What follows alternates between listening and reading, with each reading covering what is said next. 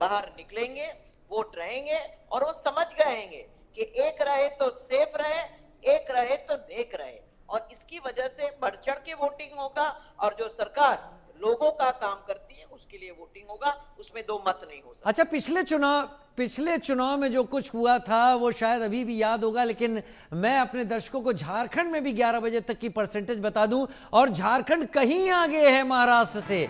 31.37% voting हो गई 11 बजे तक। गिरिडीह में 11 बजे तक 31.56% लोगों ने वोट डाला है। दुमका में 11 बजे तक 33.05% लोगों ने वोट डाला है। झारखंड महाराष्ट्र से कहीं आगे निकलता हुआ सुबह 9 बजे तक भी था और अब 11 बजे भी 31.37% वोटिंग।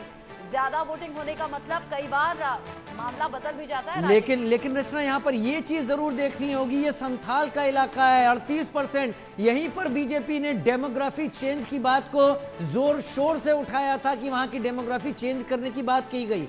अब इतनी ज्यादा वोटिंग अगर झारखंड में हो रही है जो महाराष्ट्र की करीब करीब डबल जा रही है, तो ये संकेत कई सारे देता है। इन संकेतों का लेकिन हम कोई निष्कर्ष नहीं निकाल सकते, क्योंकि पिछले कुछ साल में हमने देखा है एग्जिट पोल इशारा कुछ करते हैं लेकिन एग्जैक्ट पोल कुछ और आते हैं, यानी कि नतीजे कुछ और आते हैं। ऐसे में अनुमान लगाना मुश्किल है कि ज्यादा वोटिंग क्या मौजूदा सरकार के फेवर में जा रही है या फिर खिलाफ जा रही है, लेकिन तस्वीरें अलग अलग हैं, दावे अलग अलग हैं। अब जैसा झारखंड में वोटिंग परसेंटेज है उसी तरीके का वोटिंग परसेंटेज महाराष्ट्र में भी रहे, ऐसी बस उम्मीद कर सकते हैं, अपील कर सकते हैं। अनुमा आचार्य हमारे साथ में जुड़ी हुई हैं, कांग्रेस की प्रवक्ता है हमारे साथ में।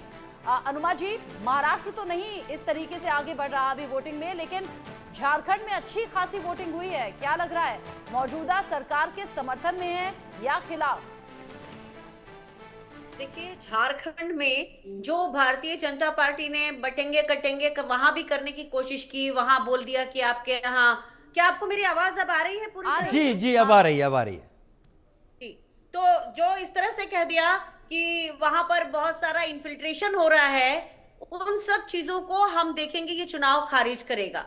बहुत साफ ये कहना चाहती हूं मैं कि जो आदिवासी जिन्होंने पहले भी जिस तरह से अभी जो झारखंड मुक्ति मोर्चा को पहले वोट दिया था, उसी तरह से वो 14 की 14 सीट वो फिर से उनको हम प्राप्त करेंगे, इंडिया गठबंधन को मिलेगा।